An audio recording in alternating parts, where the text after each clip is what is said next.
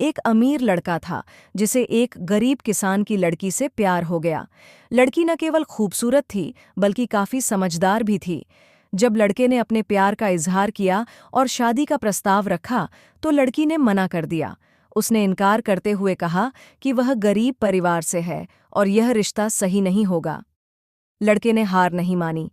उसने लड़की के माता-पिता से बात की और उसे भरोसा दिलाया कि वह उसकी सभी परेशानियों को दूर करेगा। आखिरकार लड़की मान गई और दोनों ने शादी कर ली। शादी के बाद उनका जीवन सुखमय था और लड़का अपनी पत्नी को बेहद प्यार करता था। कुछ समय बाद लड़की को चर्म रोग हो गया। उसकी सुंदरता धीरे धीरे कम होने लगी और उसे यह डर सताने लगा कि उसकी खूबसूरती ढलने की वजह से उसका पति उसे छोड़ देगा।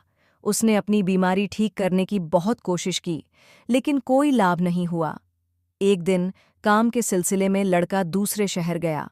लौटते समय उसका एक दुर्घटना में एक्सीडेंट हो गया और उसकी आंखों की रोशनी चली गई। अब वह पूरी तरह से अपनी पत्नी पर निर्भर हो गया।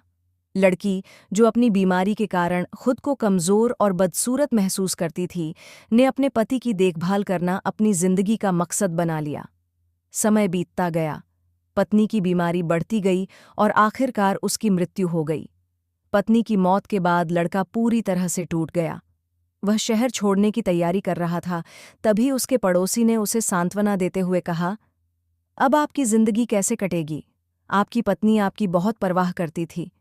लड़के ने पड़ोसी की ओर देखा और कहा, मैं कभी अंधा था ही नहीं।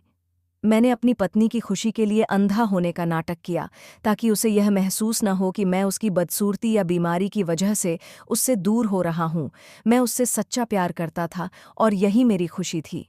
यह सुनकर पड़ोसी की आंखें भर आईं और वह लड़का वहां से चला गया। शिक्षा। सच्चा प्यार शारीरिक सुंदरता से नहीं, बल्कि दिल से जुड़ा होता है। जब आप किसी से सच्चा प्यार करते हैं तो उसकी हर कमी आपको स्वीकार होती है।